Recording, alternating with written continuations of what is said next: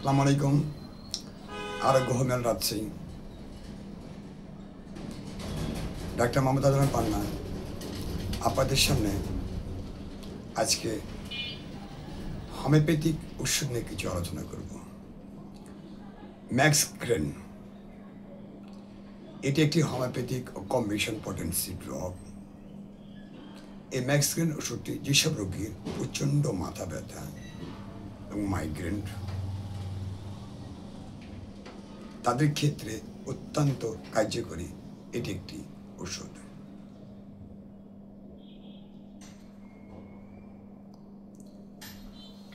ম্যাক্সগ্রেন আগে বলা হয়েছে এটি একটি মূলত হোমিওপ্যাথিক ওষুধ। এর যদি ক্রিয়াস্থান বলা হয়, চোখ, কপাল ও মাথার সামনের অংশে এটি বেশি আপনার দেখা দিবে, সমস্যাগুলো আক্রমণ করবে। এর কার্যকারিতা যদি তুলে ধরা হয়, বিভিন্ন উৎস থেকে সৃষ্টি মাথা ব্যথা প্রাকৃতিকভাবে নিয়ন্ত্রণে এটি কার্যকর। কোনো রোগীর যদি মাথা ব্যথা হয়, পর্যাপ্ত পরিমাণে প্রচণ্ড মাথা ব্যথা করে, অসহ্য মাথা ব্যথা করে, তা যদি সামনে কপালে অংশ, চোখ যদি ব্যথা করে, এক্ষেত্রে মনে ক্ষেত্রে রোগীর মাইগ্রেন, এই মাইগ্রেনটির জন্য হোমিওপ্যাথিক ম্যাক্সগ্রেনটি অত্যন্ত কার্যকরী একটি ওষুধ। আগে বলা হয়েছে এটা একটি কম্বিনেশন পটেন্সি ড্রগ। এই পটেন্সি ড্রপের মধ্যে যেসব ওষুধগুলো মিশ্রণ আছে, আমি সেই ওষুধগুলো তুলে ধরার চেষ্টা করছি। যেমন Spongia 3x, ব্যারিডোনা 3x, ক্লোনাইন 5x, নাক্সভমিকা 3x, সিক্লিকর 3x এবং আদার্স অন্যান্য ওষুধ সমন্বয়ে এই ম্যাক্সগ্রেন ড্রপটি তৈরি করা হয়েছে। এই যেসব ওষুধ মিশ্রণ আছে সেসব ওষুধের কার্যকারিতা আপনাদের সামনে তুলে ধরার চেষ্টা করছি।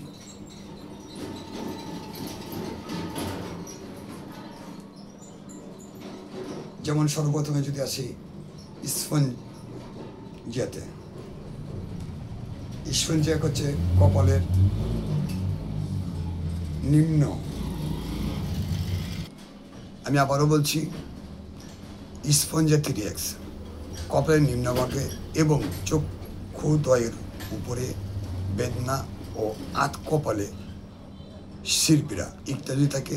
এক্ষেত্রে স্পঞ্জিয়া অত্যন্ত কার্যকারী একটি ওষুধ। আচ্ছা, এরপর আছে ব্যারিডোনা, যেমন শির ঘূর্ণয়ন, অত্যাধিক দপদপানি এবং উত্তাপ, সামান্য স্পর্শে পীড়াদায়ক, অর্থাৎ রোগীকে যদি কোনো সময় সামান্য একটি স্পর্শ করে সেক্ষেত্রে তার পীড়াটা বৃদ্ধি পায়, এক্ষেত্রে ব্যারিডোনা 3x। আচ্ছা, ক্লোনাইন 5x, দপদপানি যুক্ত শিরপীড়া, মস্তক ভারী বোধ ও শির ঘূর্ণয়ন, এক্ষেত্রে আপনার ক্লোনাইন অত্যন্ত কার্যকারী একটি ওষুধ। হচ্ছে নাক্সভমিকা, মস্তিষ্কের পশ্চাৎ ভাগে অথবা চক্ষুদের উপরে শিরপীড়া ও শির ঘূর্ণয়ন, এক্ষেত্রে নাক্সভমিকা ভালো কাজ করে। আচ্ছা, সিক্লিকর 3x, আক্রান্ত স্থানে রক্ত সঞ্চয় ও মস্তকের পশ্চাৎ ভাগে বেদনা, এক্ষেত্রে সিক্লিকর অত্যন্ত কার্যকরী একটি ওষুধ। এটি একটি হোমিওপ্যাথিক ওষুধ। বাংলাদেশ হোমিওপ্যাথিক ফার্মাকোপেয়ন যেটি প্রস্তুত করা হয়েছে ম্যাক্সগ্রেন ওষুধটি, এটি ছোট বড় বৃদ্ধ মহিলা পুরুষ উভয় সেবন করতে পারবে। যখনই, এবার ওষুধ আপনার খাওয়ার নিয়মগুলো বলেছি, যখন ওষুধটি আপনি সেবন করবেন সেই ক্ষেত্রে 1 ঢোক পরিমাণ মতো পানি নেবেন। সে পানিতে 15 থেকে 20 ফোঁটা ওষুধ মিশিয়ে দিবেন। সকালে, দুপুরে ও রাত্রে এটা প্রাপ্তবয়স্ক খাবেন। শিশুরা 5 থেকে 7 ফোঁটা ওষুধ, তারাও সমপরিমাণ মানে একটু পর্যন্ত পানি নেবেন, যে তারাও 3 বার সেবন করবেন, অথবা একজন রেজিস্টার্ড হোমিওপ্যাথি চিকিৎসকের পরামর্শে আপনার ম্যাক্সগ্রেন ওষুধটি সেবন করবেন। এই ম্যাক্সগ্রেন ওষুধটি এখন পর্যন্ত কোনো পার্শ্ব প্রতিক্রিয়া দেখা দেয়নি। তারপরেও বলা যায় না নিজে নিজে ওষুধ সেবন করা উচিত নয়। এক্ষেত্রে একজন রেজিস্টার্ড হোমিওপ্যাথি চিকিৎসকের পরামর্শে ওষুধ সেবন করা উত্তম। আমাদের দেশে বর্তমানে অধিকাংশ মানুষ ডায়াবেটিস এবং প্রেশারে আক্রান্ত। তারা অধিকাংশ মানুষই অ্যালোপ্যাথি ওষুধগুলো সেবন করেন। আমি তাদেরকে বলছি, ওষুধ সেবনের পূর্বে অবশ্যই আমাদের ওষুধটা মানে অ্যালোপ্যাথি ওষুধ এবং হোমিওপ্যাথি ওষুধ সেবনে অন্তপক্ষে আধা ঘন্টা ব্যবধানে সেবন করবেন। এতে কারো কোনো ক্রিয়া নষ্ট হবে না। ওষুধ সেবনের পূর্বে অবশ্যই ভালো করে ঝাঁকে নেবেন।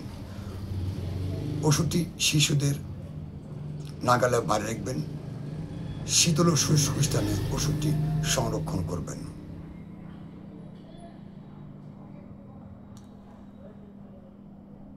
ওষুধ সেবনকালীন বিশেষ করে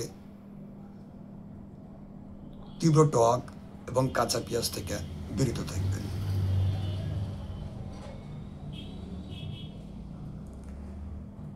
একটা কথা বলে রাখি, যেসব পুরুষ কিংবা মহিলা বন্ধা বাচ্চা হচ্ছে না, আমি তাদেরকে বলছি, যারা একবার আশা হারিয়ে ফেলেছেন,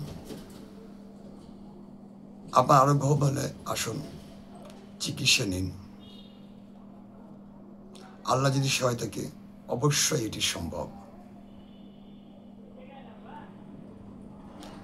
যাবার একটা কথা বলে যাই, আমার একটা ওয়েবসাইট আছে www.arogyohomehall.xyz, লগ ইন করে সেখানে আরো বিস্তারিত অনেক কিছু জানতে পারবেন। যারা আমার এই চ্যানেলটি সাবস্ক্রাইব করেননি তাদেরকে আমি সাবস্ক্রাইব করার জন্য অনুরোধ করছি, এবং কে কোন জেলা থেকে দেখছেন লাইক কমেন্ট করে জানিয়ে দিবেন। আজকে এখানে বিদায় নিচ্ছি। আগামীতে অন্য কোনো ওষুধ নিয়ে আলোচনা হবে। সবাই ভালো থাকবেন। আসসালামু আলাইকুম।